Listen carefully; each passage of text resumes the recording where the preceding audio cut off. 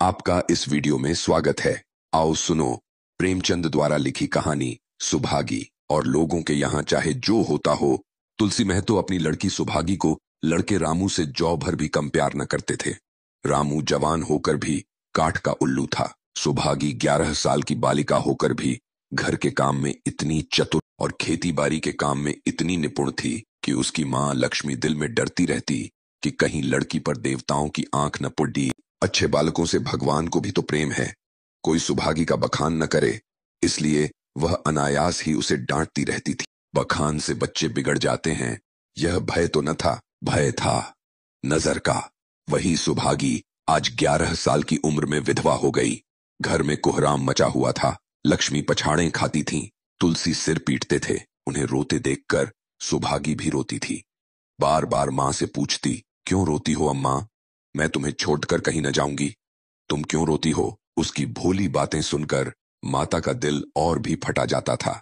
वह सोचती थी, ईश्वर तुम्हारी यही लीला है, जो खेल खेलते हो वह दूसरों को दुख देकर। ऐसा तो पागल करते हैं, आदमी पागलपन करे तो उसे पागल खाने भेजते हैं, मगर तुम जो पागलपन करते हो उसका कोई दंड नहीं। ऐसा खेल किस काम का कि दूसरे रोएं और तुम हंसो?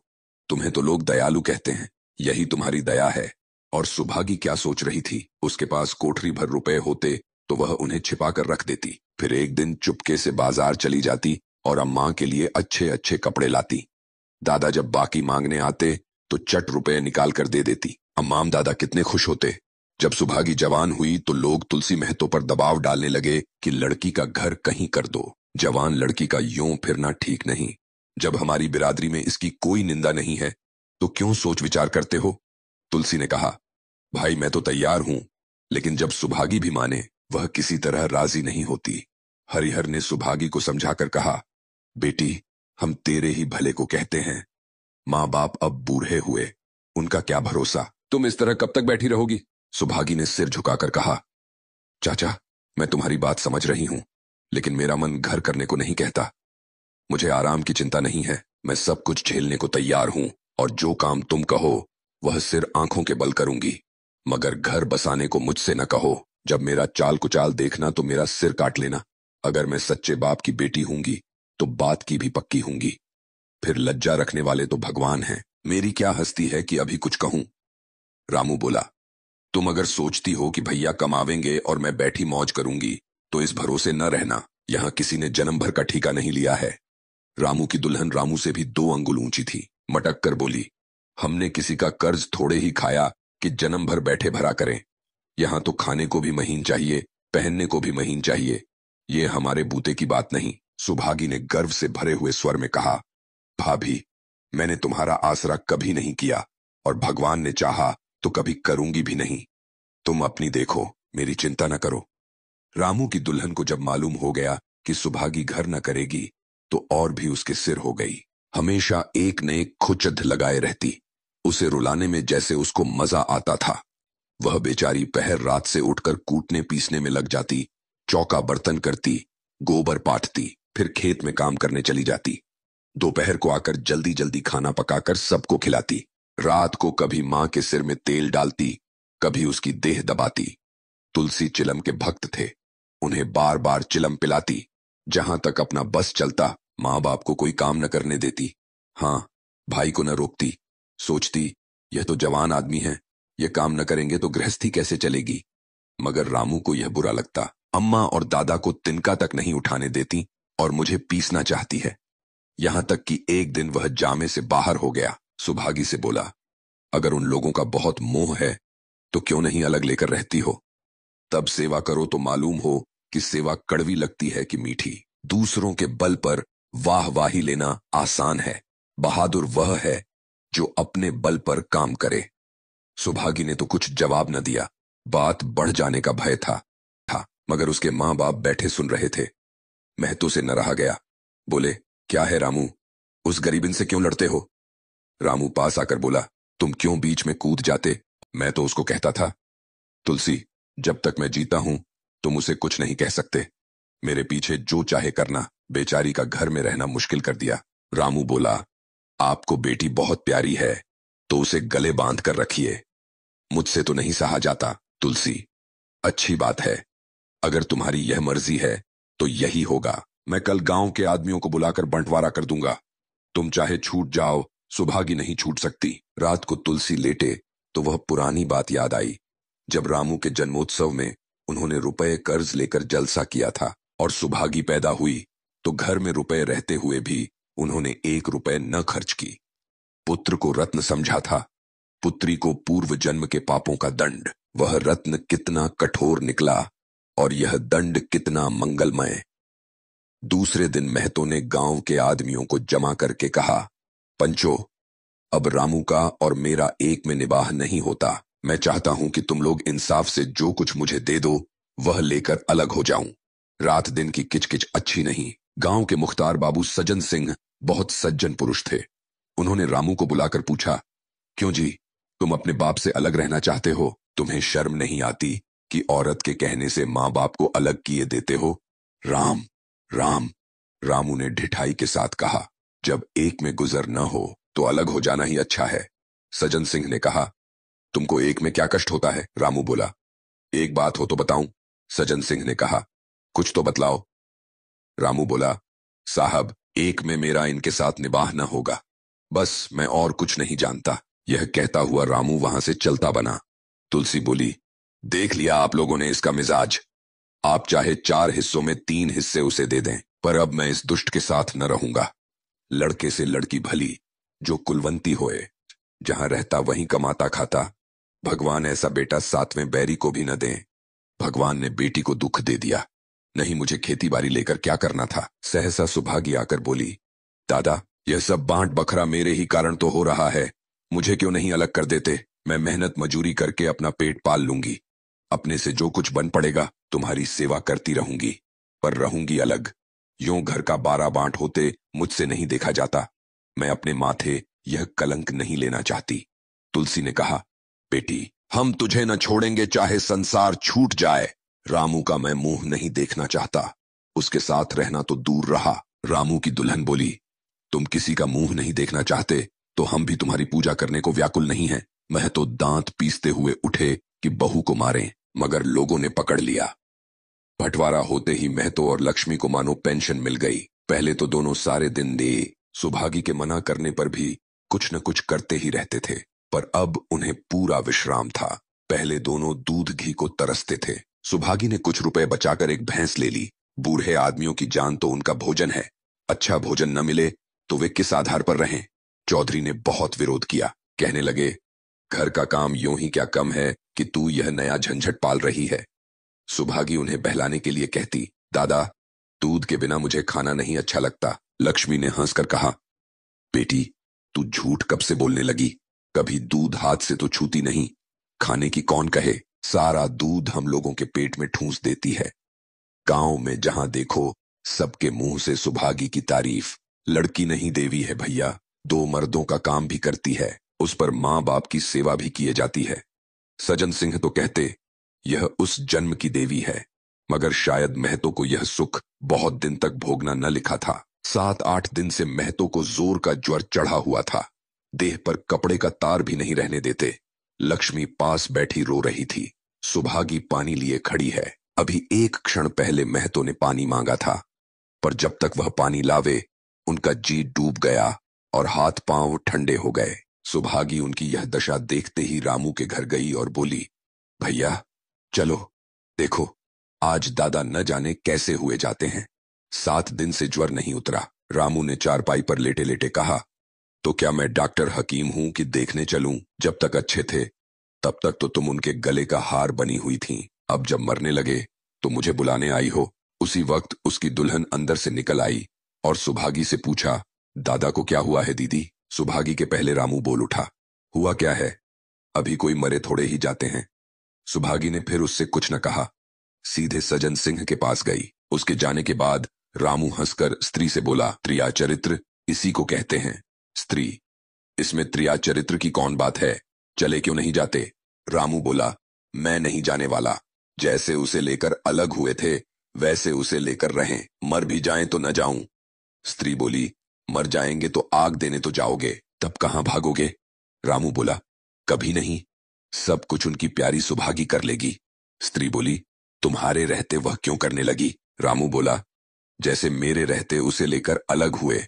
और कैसे? स्त्री बोली, नहीं जी, यह अच्छी बात नहीं है, चलो देख आवें।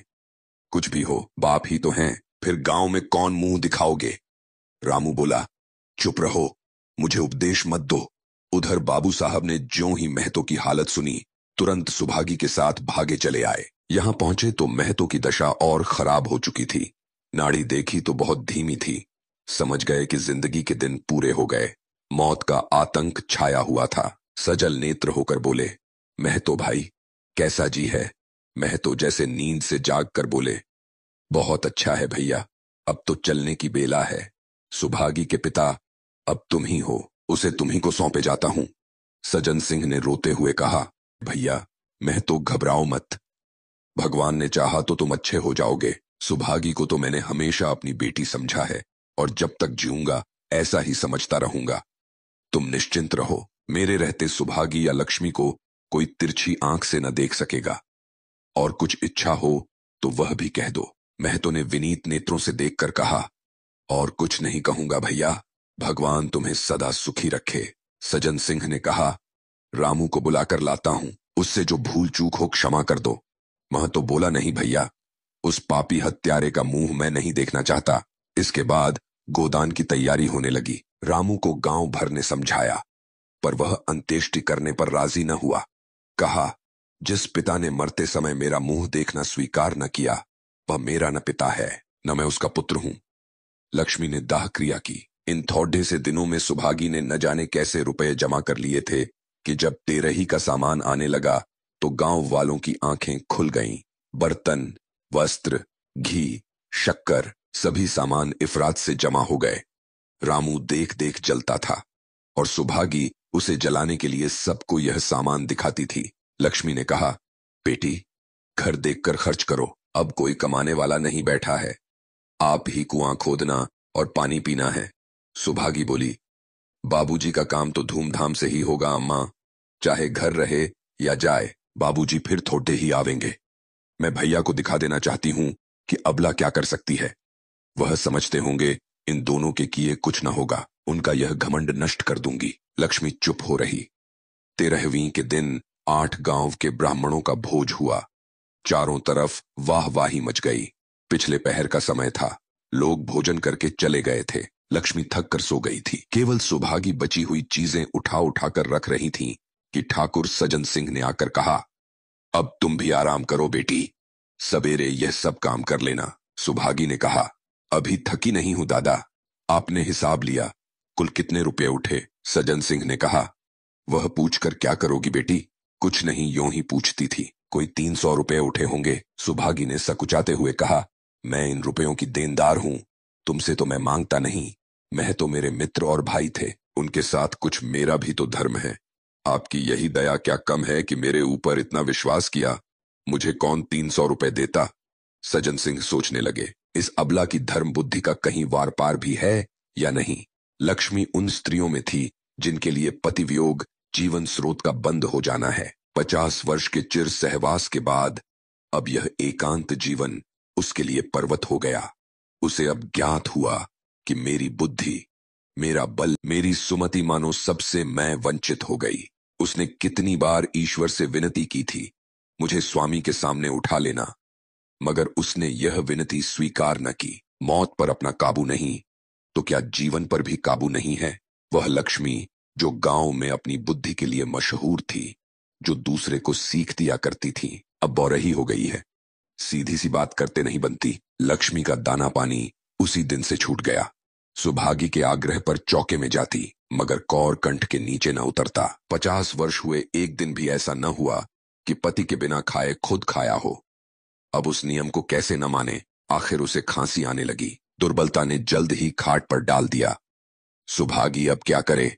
ठाकुर साहब के रुपए चुकाने के लिए दिलोजान से काम करने की जरूरत थी। यहां मां बीमार हो गई। अगर बाहर जाए तो मां अकेली रहती है। उनके पास बैठे तो बाहर का काम कौन करे? मां की दशा देखकर सुभागी समझ गई कि इनका परवाना भी आ पहुंचा। महतो को भी तो यही ज्वर था। गांव में और किसे फुर्सत थी कि दौड़ धूप करता।